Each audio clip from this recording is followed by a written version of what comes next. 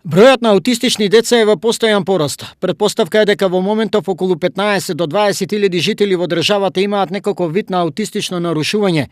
Но оваа бројка не е официјална и како таква не може да послужи како основа за изработка на студија за подобрување на положбата на овие лица.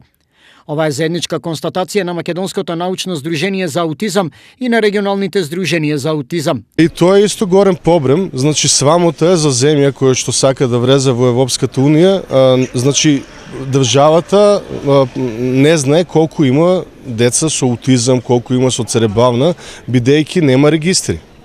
Еве ние и за тоа со наш проект, со наши финансирање, кога државата веќе не може, ние сме на пат да направиме регистар, бидејќи и за да дојдеш еве до европски пари, грантови, сме спречени бидејќи тие ќе ти потвржат колкова е бројката пример на лица со аутизам.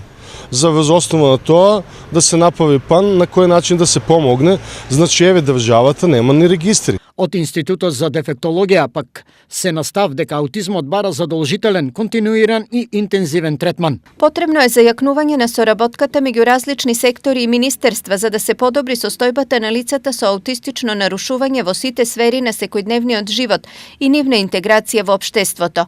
Грижата мора да биде насочена и кон семејствата. На семејствата им се неопходни поголема психосоцијална поддршка и повеќе ресурси. Сугерира Наташа Станојковска-Трајковска од Институтот за дефектологија при Филозофскиот факултет.